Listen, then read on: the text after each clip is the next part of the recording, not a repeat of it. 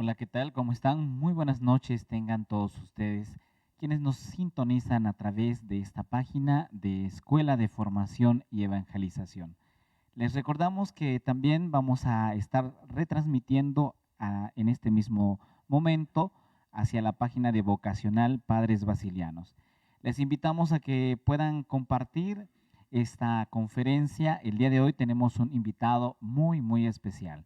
Tenemos al padre Roberto Rojas Peña, quien va a compartirnos un tema de gran interés para cada uno de nosotros. Aprovechamos también para saludar a quienes ya están conectados. Ojalá y que nos puedan mencionar desde qué parte de la República Mexicana nos están sintonizando y si nos están sintonizando desde el exterior del país, también mencione por favor desde qué país nos sintoniza. Queremos saludar a Lili Ramírez, nos saluda y dice muy buenas noches. Gina López, hola. Mónica Montalvo nos dice, esperamos con gusto este tema, Padre Beto Rojas. Gracia Ramos Macuil también nos dice, hola, buenas noches, Gracia Ramos. Mónica Montalvo nos está mirando. Katy Herrera también, Antonio Herrera Estrada desde Guajuapan de León, Oaxaca. Les invitamos pues a que vayan compartiendo esta conferencia y que más personas vayan enterándose de este ciclo de conferencias. Les recordamos que todos los días a las 8 de la noche vamos a estar transmitiendo por Escuela de Formación y Evangelización y al mismo tiempo por la página de Vocacional Padres Basilianos. Les invitamos a que nos ayuden a compartir, compartan en sus grupos, compartan en sus perfiles personales. Nos dice también Rocío Toral, saludos, buenas noches. Jenny Pacheco, hola, buenas noches. Lili Ramírez nos dice desde Oaxaca, nos está sintonizando. María Valenzuela también nos está viendo. Ojalá y que nos puedan indicar desde dónde más nos están sintonizando. Lucy Alvarado, saludos desde Nuevo Laredo, Tamaulipas. Muchas bendiciones para ti, Lucy Alvarado. Katy también desde Guajuapan de León, Oaxaca. Bienvenidos sean a esta conferencia. En breve daremos inicio y les recuerdo, ojalá y que puedan seguir compartiendo a sus grupos. Si eres catequista, agente de pastoral en tu parroquia, ayúdanos a compartir para que estos temas de formación y de evangelización sigan llegando a más personas y sea de bendición para tantas comunidades que en este tiempo lo necesitan. Cris Vázquez nos dice, hola, saludos Padre Beto desde Medellín. Un saludo, Padre. Pues bien, pues sin más preámbulo, pues el día de hoy queremos recibir con nosotros al Padre Roberto Rojas Peña, miembro de la comunidad de padres basilianos presentes en varios países, México en esta ocasión. Él está en Tehuacán, Puebla, donde comparte su ministerio con tantas personas y ha sido una gran bendición el que hoy pueda acompañarnos. A todas las personas también pues les invitamos a que sigan compartiendo. Gracia Ramos nos dice saludos desde San Juan Bautista, Tepechimilpa. Pues bueno, con estas bendiciones y con su sintonía, pues vamos a disponer nuestro corazón y nuestra vida para recibir las palabras del Padre Roberto Rojas. Bienvenido, Padre. Muchas gracias. Buenas noches a todos y a cada uno de ustedes, todos aquellos que van a escuchar.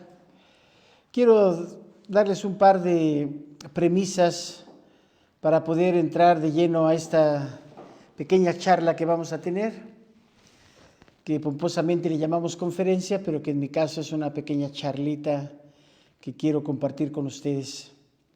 Quiero darles una buena noticia. Todos aquellos ustedes que son inteligentes, que son muy razonables, muy racionales o que son muy estudiados, les quiero dar la buena noticia de que van a descansar esta noche. Porque no quiero dirigirme a su entendimiento o a su inteligencia, que es mucha. Quisiera dirigirme a su corazón. No, este no es quizás un momento para aprender muchas cosas, pero sí para interiorizar y reflexionar algunas vivencias propias de nuestra vida a partir de algunas ideas que yo podría ir compartiendo. Siempre que voy a hablar ante un grupo, y yo creo que hay un grupo atrás de mí, espero que sean más de 2, ¿no? Cuento esta historia de este viejito como de más de 80 años, sacerdote, que va en su bicicleta por las calles del pueblo. Quiero decir que ese sacerdote vivió conmigo hace algunos años. Entonces iba por todo el pueblo con su bicicleta saludando a la gente y sonriéndole. A ver, salúdame y sonríeme ahí donde estés. Iba saludando y sonriendo. Y la gente regularmente le contestaba también el saludo y le sonreía. Un día se le acercó un muchacho de esos que desgraciadamente abundan cada vez con más frecuencia, con el rostro endurecido, la espalda encorvada, los ojos perdidos. Y se le acercó: oye tú, anciano, ¿cómo es que tú le haces para ir sonriendo a toda la gente como si nada te pasara? Porque ya estás bien viejo y dice la gente que estás enfermo. ¿Cómo es posible que tú puedas sonreír todos los días estando enfermo y viejo, saludando a toda la gente? Yo tengo 18 años y cómo me pesa la vida. Mi novia me dejó, no me entiendo con mis papás, me he peleado con mis maestros, mis amigos me han dejado. Y entonces llevo una rabia en el corazón y quiero que tú me des la receta, que me cuentes tu secreto para que yo pueda ser como tú. El viejito se le quedó mirando con ojos compasivos, como suelen mirar las personas que se han encontrado con Dios. Como yo te estoy mirando en este momento. Y le dijo: mira joven, en realidad no tengo un gran secreto, pero te voy a decir algo, ya porque me lo estás pidiendo tan insistentemente, algo que me ha ayudado todos los días de mi vida. Todos los días, cuando amanece, pienso que hoy puede ser el último día de mi existencia.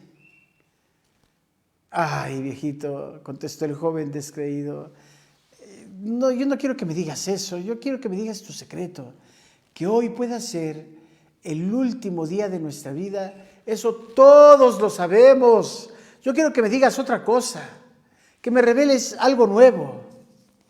El viejito guardó silencio otra vez y con una mirada todavía más compasiva le contestó diciéndole más o menos estas palabras: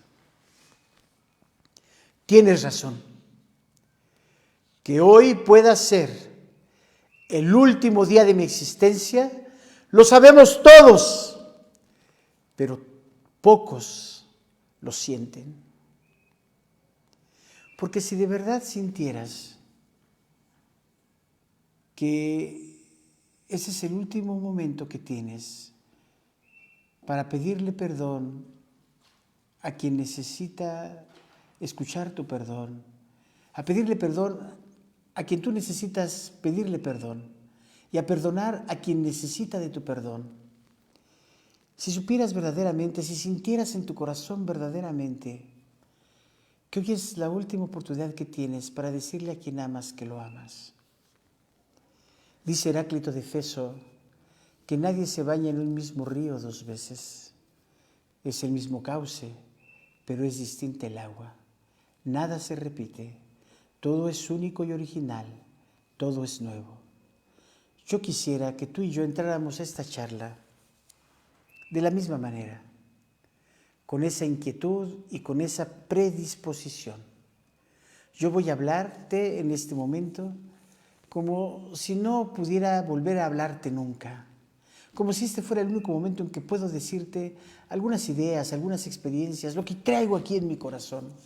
Y me gustaría que tú, al lado de la pantalla, del otro lado de la pantalla, puedas también escuchar estas palabras, como si fuera la única charla, la última charla que vas a escuchar. Muchas veces, después de una charla, un retiro, la gente dice, ¿cómo estuvo? Ah, muy bueno, oh, no muy mal, etcétera. Pero a mí la experiencia me ha enseñado que las charlas son buenas o no tan buenas, no dependiendo del conferenciante, sino dependiendo del que escucha. Porque cada palabra dicha por mí es tan pequeña y tan vaga, pero tú tienes un contexto vital, una experiencia de vida, en donde una palabra dicha por mí puede impactar tu corazón, no por mi persona, no porque yo sea muy bueno en decirlas, sino porque tú estás abierto de corazón, porque estás perceptivo. Entonces, toma lo que te sirva y lo demás déjalo ir, con tranquilidad y con paz. Yo ni me voy a enterar, entonces ni me voy a enojar. Entonces, dicho esto, que te voy a hablar no a la cabeza, sino al corazón, y que más que conocimientos te voy a compartir experiencias, vivencias, no muchas, pero algunas, y de que vamos a aprovechar este tiempo para enriquecernos. También a mí muchas veces cuando estoy hablando, las palabras me vuelven, me interrogan, me impactan, me motivan, me elevan, me hacen soñar y suspirar, o me hacen guardar un poco de silencio y decir, mira, esto que dijiste te queda grande, mi hermano, ¿cómo te atreviste a hacerlo? Hoy vamos a hablar un poquito, solo un poquito, de la espiritualidad, el centro de la espiritualidad cristiana. Y para eso quiero decir que si nuestro tema se llama el centro de la espiritualidad cristiana, lo vamos a dividir en algunos apartaditos muy sencillos. Que primero les voy a hablar de los peligros de la espiritualidad. Ya que les hablé de los peligros de la espiritualidad, voy a hablar un poquito sobre la espiritualidad y la vida. Luego voy a hablar de la espiritualidad en relación a Dios, a su bondad y al sufrimiento. Y por último, un esbozo, una intuición de lo que debería de ser entonces la espiritualidad cristiana. Miren, yo no sé si ustedes lean mucho, yo sí leo, no entiendo mucho, pero leo mucho y se me queda poco. Entonces voy de vez en cuando a muchas librerías y la otra vez me dio el gusto de buscar en una librería, no una librería cristiana ni católica, sino una librería pagana, una librería normal. Me enteré y pregunté por el apartado de espiritualidad. Y entonces ya me dijeron, me señalaron un rincón, era una gran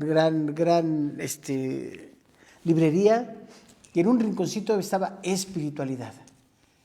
Y qué curioso, en esos estantes que sí, era chiquito en relación a la librería, pero bueno, eran algunos estantes llenos, no había nada católico, nada que tuviera que ver con la Biblia, nada que tuviera que ver con los sacramentos, nada que tuviera que ver con la iglesia.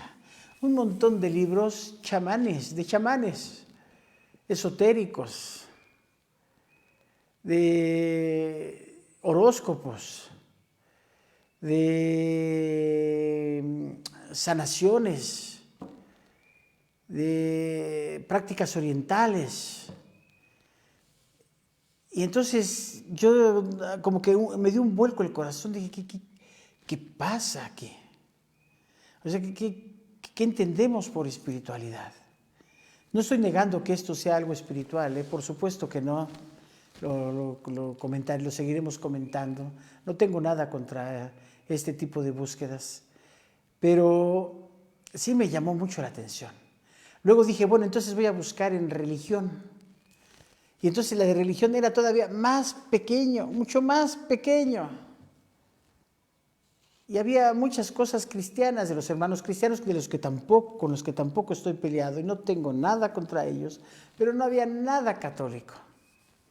Y a mí me parece que esa experiencia que tuve en esa librería es algo de todos los días. Hoy la gente busca las preguntas de siempre en lugares distintos. ¿Cuáles son las preguntas de siempre? ¿qué me va a pasar mañana? ¿Qué va a pasar el día que me muera? ¿Por qué el sufrimiento? ¿Por qué la muerte de mis seres queridos? ¿Por qué la violencia que nos rodea? ¿Por qué el rencor que me aprieta el corazón? Y me doy cuenta que muchas de estas respuestas a veces se nos hace difícil encontrarlas en la religión tradicional de todos los días. ¿Quién quiere entrar a preguntar por el sufrimiento si me van a cargar una serie de dogmas, de ideas preestablecidas, de temores por el pecado y la condenación? La religión, por lo bueno, en el lado bueno, ¿verdad?, nos empuja a tener conductas éticas, compromisos, leales, fieles. Por ejemplo, en el amor, yo te voy a ser fiel. En una fidelidad dura, en una fidelidad que sangra, en una fidelidad que fracasa, en una fidelidad que se equivoca, pero una fidelidad que quiere ser fiel a su promesa. La religión nos invita a conductas éticas, a no aprovecharnos de nuestra fuerza y de nuestra inteligencia para apachurrar a los demás.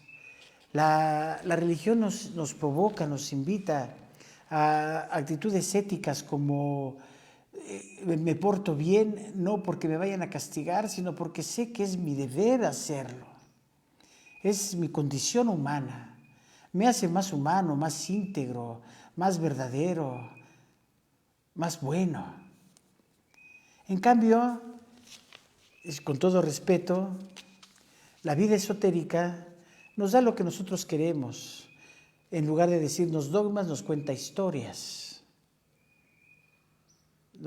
Nos habla de la magia.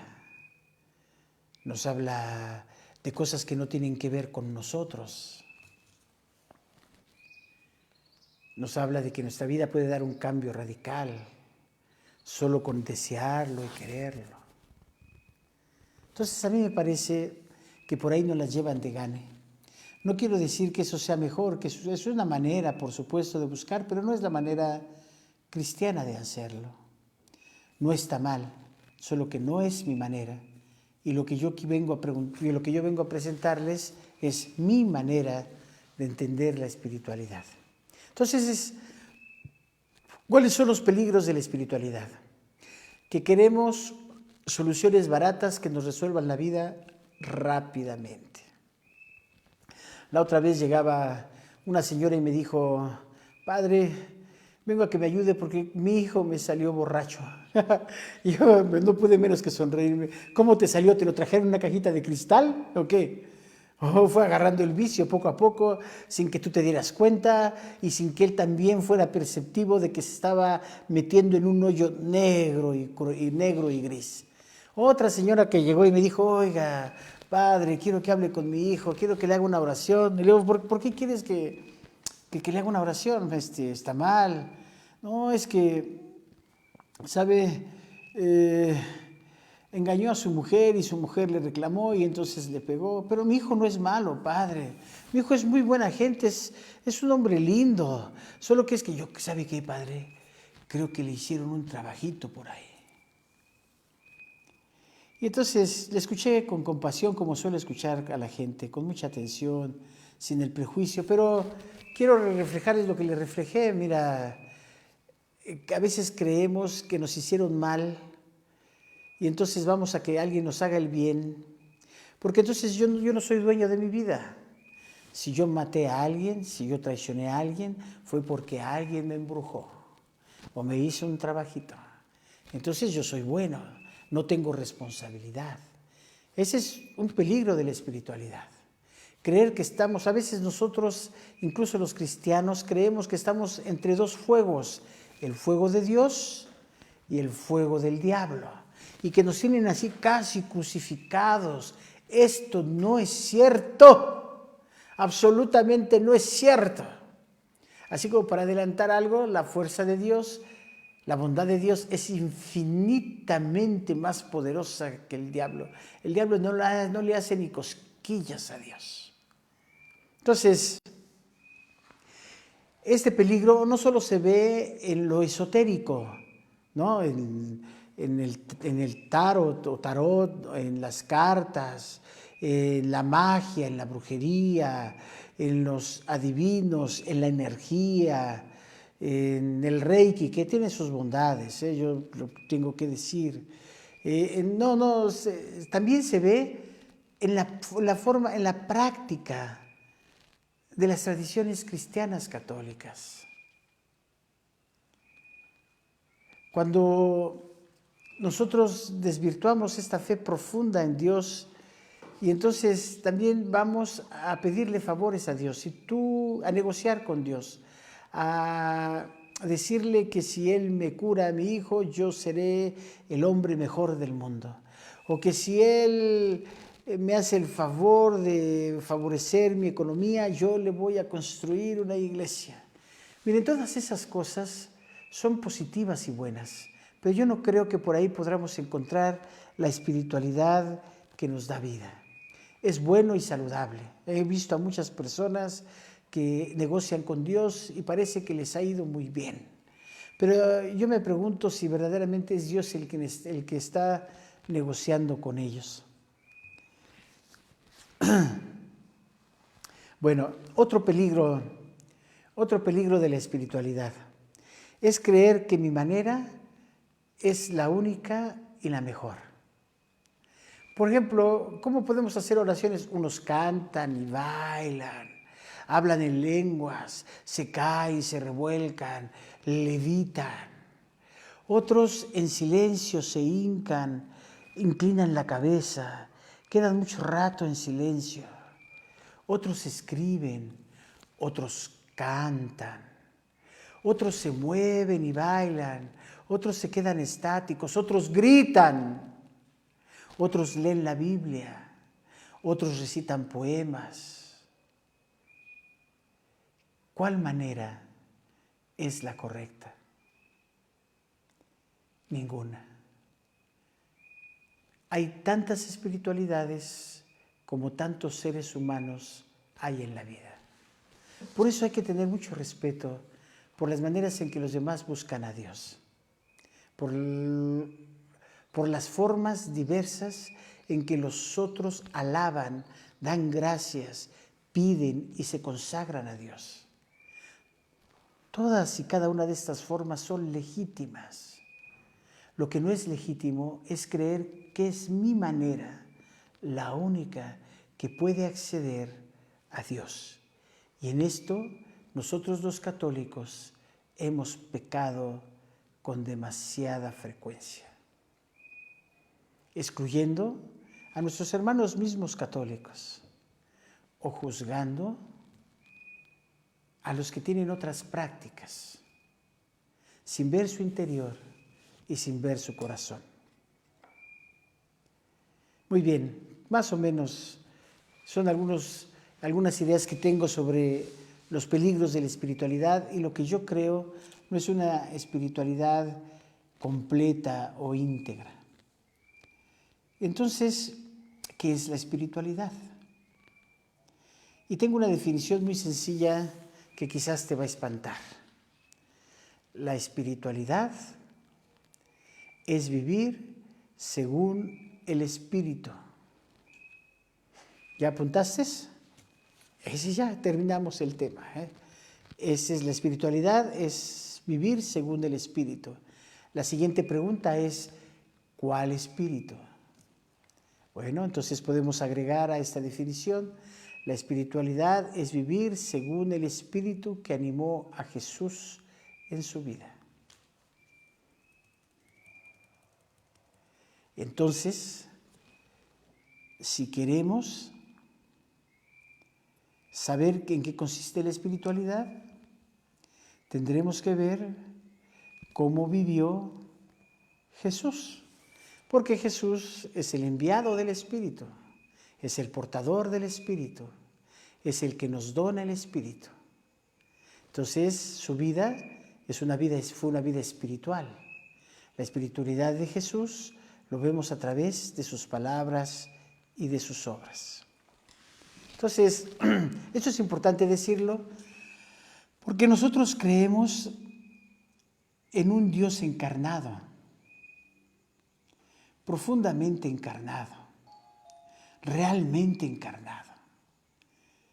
Jesús se hizo hombre para que dejáramos de mirarlo allá arriba en el cielo, o levantáramos la cabeza para verlo entre las nubes y las estrellas, o para verlo en un cuartito oscuro, cerrado, solo Él y yo. Que pudiera ser, pero principalmente Dios se encarnó en Jesús a través de su Espíritu Santo para que nosotros lo pudiéramos ver, tocar y escuchar. En esto consiste nuestra fe cristiana. No creemos en un Dios etéreo, no creemos en un Dios todopoderoso, no creemos en un Dios que vive en el cielo. No creemos en un Dios que no tenga nada que ver con nosotros porque es el totalmente otro. Creemos en un Dios frágil que se hizo carne y sangre para llorar con nosotros, para sufrir con nosotros, para luchar con nosotros, para soñar con nosotros. Jesús se hizo profundamente humano para entendernos hasta el tuétano de nuestros huesos. Esto es maravilloso. Nada le es ajeno a Jesús, porque Él lloró, sufrió, se angustió, se enojó, sinceramente se enojó. También frecuentemente se equivocó.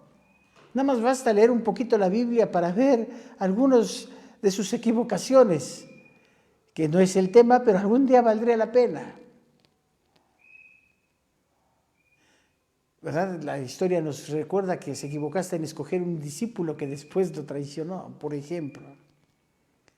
Entonces, ¿cuál es la tremenda noticia de Jesús?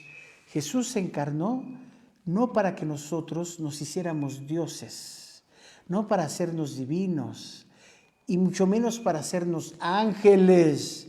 No somos ángeles ni nunca llegaremos a serlo. No seremos dioses y no somos dioses y nunca llegaremos a serlo. Lo que Jesús nos vino a proponer con su vida aquí en la tierra, por mandato del Padre y bajo la inspiración del Espíritu Santo, es que seamos profundamente humanos. Repitan ahí en sus casas. No escuché a nadie, pero yo en fe creo que lo dijeron. Para hacernos profundamente humanos. Ese es nuestro trabajo en la tierra. No seres espirituales, sino seres realmente terrenales. Para Jesús no estará dividido lo terrenal y lo espiritual. Toda esa idea que traemos de nuestros ancestros, de nuestros abuelos, de nuestros papás. Lo bueno es lo espiritual y lo malo es lo terrenal. El cuerpo y el espíritu. No. Para Jesús, al ver a Jesús, vemos a un hombre profundamente humano, enraizado en la tierra. ¿Cuántas veces lo vimos enojado? ¿Cuántas veces lo vimos burlón? ¿Cómo se burlaba? Por ejemplo, cuando aquellos señores llegaron y le dijeron, oye, hay algunos, tú expulsas los demonios por Belcebú. Y entonces él, yo me imagino que se sonrió, ¿verdad?, descaradamente y les dijo, bueno, miren, si yo fuera diablo, ¿cómo voy a expulsar a los mismos diablos? ¿Cómo el diablo puede luchar contra el diablo? No sean tontos, ¿no? Me imagino su sonrisa franca, su sonrisa burlona, con aquellos que a fuerza de quererlo agarrar le decían cosas tontas y él tenía que corregirlos de manera amable y de manera burlona. Como cuando Pilatos le dice, usted nos lo presenta como un relato serio, pero yo creo que es un relato lleno de alegría y lleno de ironía. Cuando dice Pilatos, no sabes que yo tengo el poder de salvarte. Y Jesús casi en palabras más, palabras menos le dice, si yo no te hubiera dado ese poder, tú no tendrías nada. ¿No te das cuenta que el poder es efímero? Que el poder no es capaz de sostenerte siempre. Tan es así que vemos como de Pilatos, ¿quién se acuerda? Y de Jesús hablan tantos y tantos millones de hombres ahora. La cobardía de Pilato lo perdió, su inseguridad, su petulancia, su arrogancia. En cambio, la fuerza de espíritu de Jesús, su gran humanidad, muerto de miedo por las circunstancias que estaba pasando, era un hombre capaz de confrontar, de hablar, de sonreír. Entonces, si Jesús fue tremendamente humano para que nosotros supiéramos que podríamos verlo, que podríamos escucharlo y que podríamos tocarlo, hace 2000 años que no podemos tocar, ver y escuchar a Jesús físicamente. Pero sí podemos ver, escuchar y tocar al hermano que está cerca. Y en el hermano que está cerca vemos a Jesús. Hoy en todos estos días que estamos reflexionando el Evangelio de San Juan, Jesús nos lo repite una, otra y otra vez. Cuando hago mis reflexiones del Evangelio, terminando de hacerla, digo, ay, van a decir que digo otra vez lo mismo, pero Jesús se pasa en el Evangelio de Juan diciendo lo mismo todos los días. El que me ve a mí, ve al Padre. El que me ve a mí, ve al Padre. ¿Y dónde me puedes ver a mí? En los demás. Y quien los ve a ustedes, dice Jesús, me ve a mí. Y el que me ve a mí, ve al Padre. Más clarito, nada. Más claro, ni el agua. Entonces, la única manera que nosotros tenemos de escuchar, ver y tocar a Dios es a través del hermano. Y no de cualquier hermano, sino del hermano que sufre.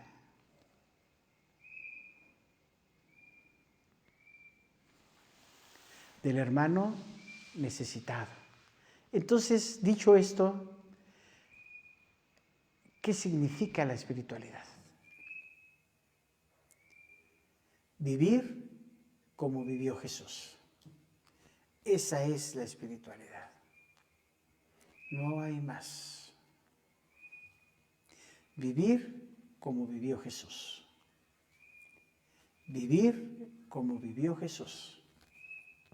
Entonces, ¿cómo vivió Jesús? Bueno, Jesús hizo una conexión entre la fe y la vida.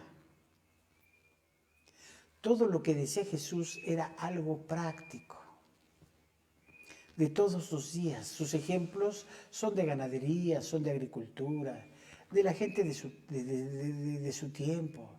Tomaba una flor como ejemplo, tomaba el agua, tomaba un jarrón, tomaba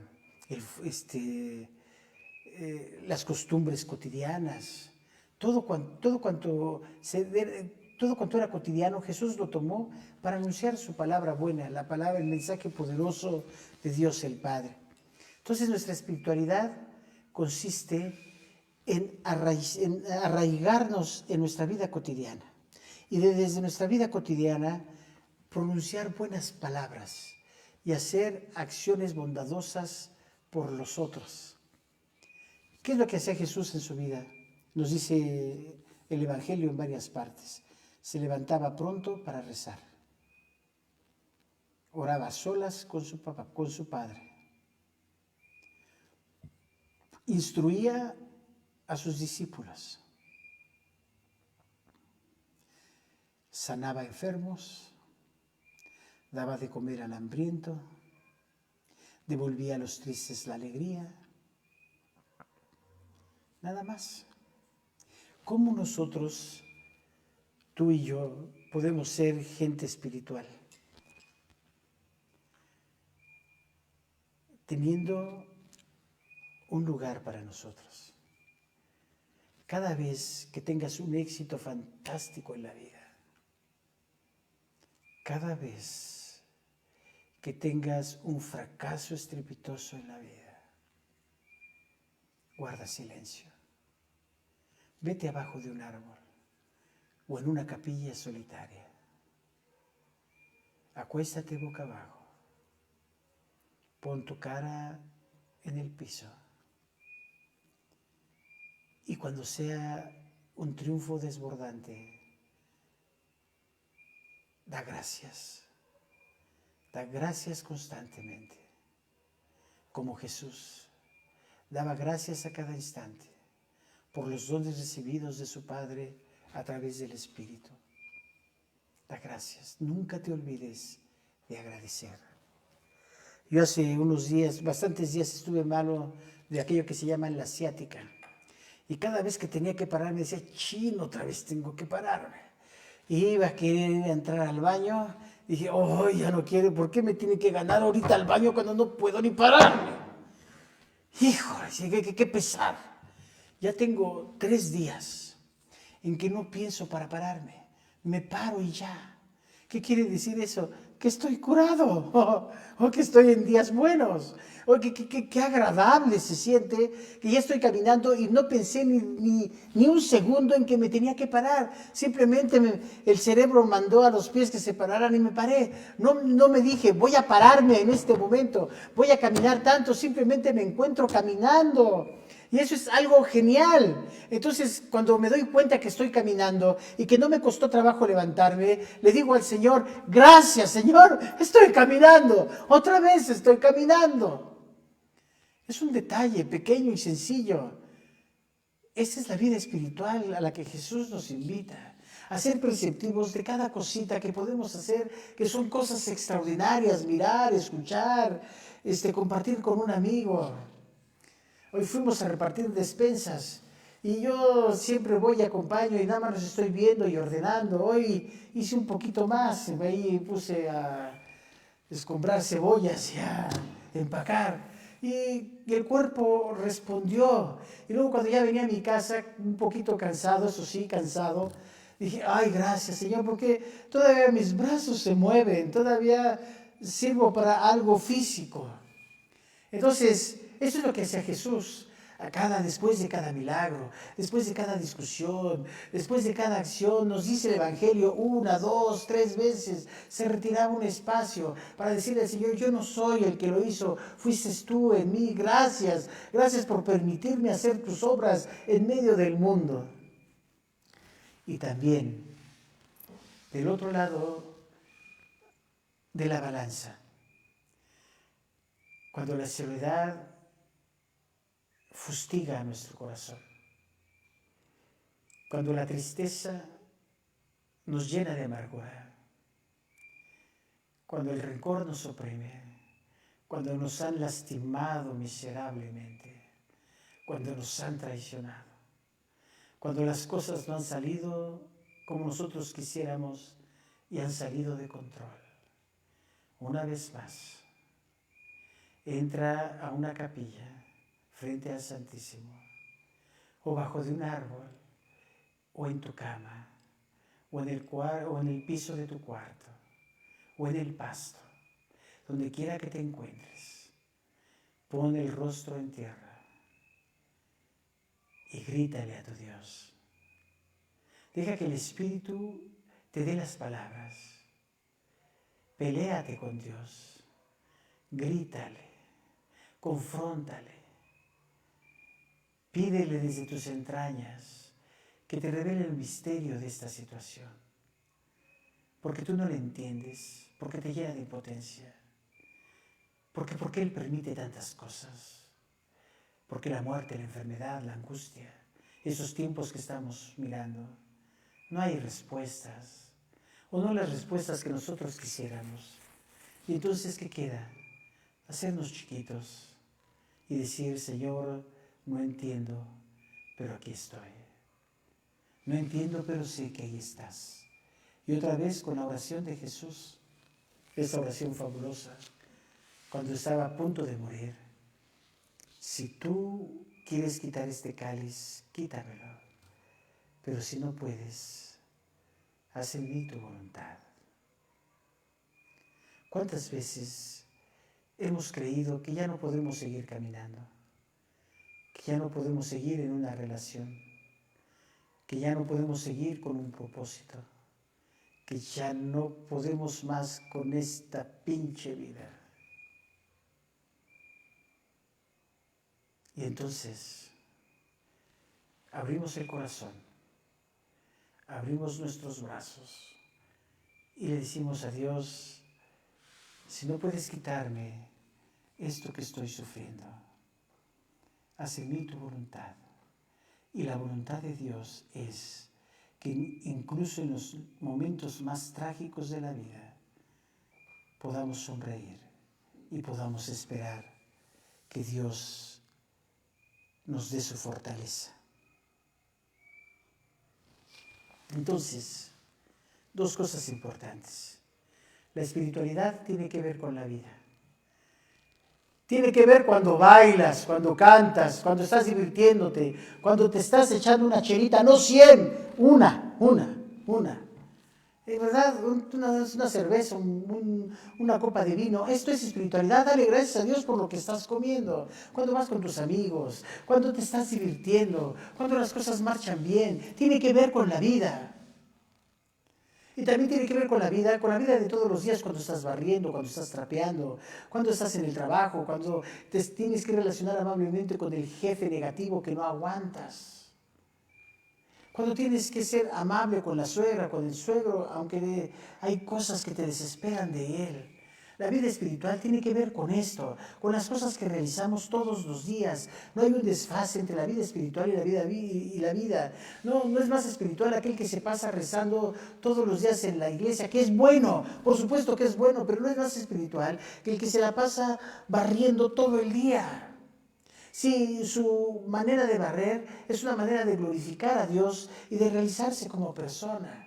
Cada gesto, cada acción que realizamos es un acto espiritual porque somos un espíritu encarnado. Así como Jesús es un espíritu encarnado, el espíritu de Dios encarnado, yo soy un espíritu encarnado. Todo cuanto hago, agarro estas llaves, lo agarro de una forma terrenal, sí, pero también lo agarro de una forma espiritual. Veo y utilizo mi teléfono de una forma terrenal y material, sí, pero también lo utilizo de una forma espiritual, porque soy espíritu y materia, soy cuerpo y sangre, soy anhelo, intuición y dedos y brazos y cabello y barba, soy todo eso junto.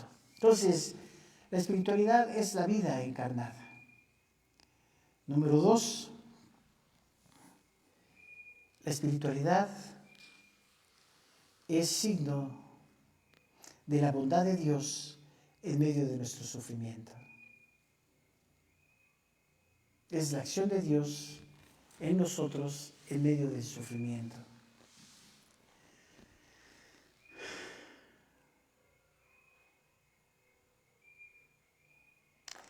Y también contando mi historia, yo les quiero decir y repetir, a algunos que no me conocen, estoy hemodializado desde hace un año. Ya mi cuerpo no me responde al 100%. Pero veo cada vez y en cada momento cómo me siento rejuvenecer, cómo las fuerzas regresan a ratitos, a llamaradas, como en ese momento que me siento muy bien.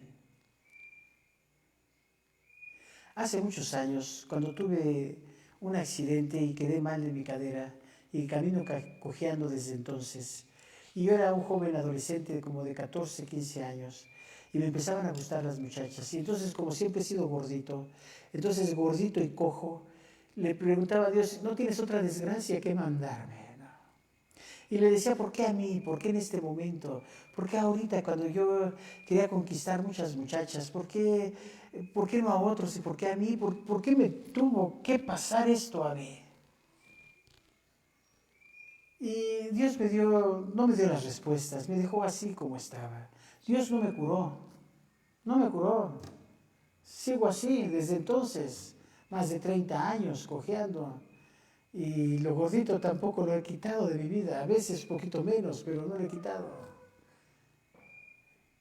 ¿Qué es lo que me dio Dios? ¿Qué es lo que me dio? ¿Qué es lo que sí no puedo negar que me ha dado? La fortaleza y las ganas de vivir. No vienen de mí, porque yo me pasé un par de años perdido y Él me encontró y me sacó de mi ensimismamiento, de mi amargura, de mi victimización. Hoy también, de nueva cuenta, cuando la enfermedad viene y se apodera de mí, en medio de días en donde soy vulnerable, en los días de la pandemia, ¿qué es lo que Dios me ha dado? Las ganas de vivir y la alegría de vivir. Hay muchas limitaciones, sí. A veces hay dolor también. Hay amargura frente a la impotencia, por supuesto. Pero hay ganas de vivir. Y hay una alegría aquí escondida que siempre busca en saber. En esto consiste la centralidad de la vida cristiana. Vivir al modo de Jesús.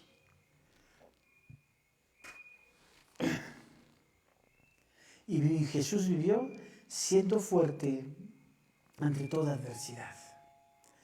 Un hombre espiritual es un hombre que sabe, que sale adelante en la vida, no por sus propias fuerzas, no por su inteligencia, no por su mucho saber, sino porque Dios le sostiene en sus brazos y jamás le abandonará. Nunca estamos solos. El Espíritu de Dios está aquí dentro y es una fuerza tremenda para hacernos volver a soñar, para rescatar la alegría que llevamos escondida, para darnos la fortaleza que a veces parece que se nos escapa, para volver a creer en nosotros mismos, en nuestras relaciones y en los demás, en que este mundo no está podrido, sino puede ser transformado. Por eso la otra dimensión de la espiritualidad, aparte de recibir la fortaleza de Dios, ¿para qué la recibimos? ¿Para qué el Espíritu de Dios sostenía a Jesús en los momentos más trágicos de su vida? ¿Para qué y por qué? Para dar vida a los demás. Jesús fue inmensamente dador de vida hacia los demás. Por eso multiplicaba los panes, calmaba las tempestades, acurrucaba a los niños, defendía a las mujeres, se enfrentaba duramente contra los hipócritas. Era humilde y sencillo con los pecadores y fracasados. Era un hombre profundamente espiritual. Este, queridos hermanas y hermanos, es nuestro centro en la vida cristiana. Somos limitados, por supuesto. Somos frágiles también. Somos pecadores más de lo que quisiéramos, más de lo que quisiéramos no ser. Pero también somos el Espíritu encarnado del Padre y de Jesús en nosotros. Aquí mora Dios. Aquí vive Dios. Aquí está Dios. Por eso debo tratarme con mucho respeto y con mucho cuidado, porque soy la presencia de Dios encarnada en el mundo. En la manera en que me quiera, en la manera en que me cuide, estoy cuidando a Dios. Pero ojo, muy importante, también tú y tú y tú son la presencia encarnada de Dios en su Espíritu. Y por eso eres una persona llena de dignidad. Y por eso yo te tengo que tratar con mucho, mucho respeto. Porque cada vez que te lastimo, que te hiero, que te traiciono, estoy lastimando, traicionando a Dios.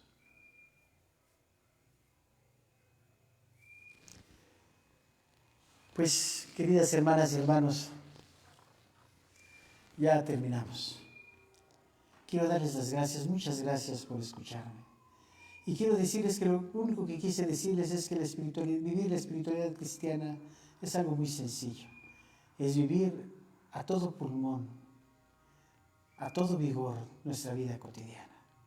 Claro, con momentos para nosotros mismos en oración, con momentos para encuentro con el prójimo, con momentos para la solidaridad incondicional, así como lo hacía Jesús.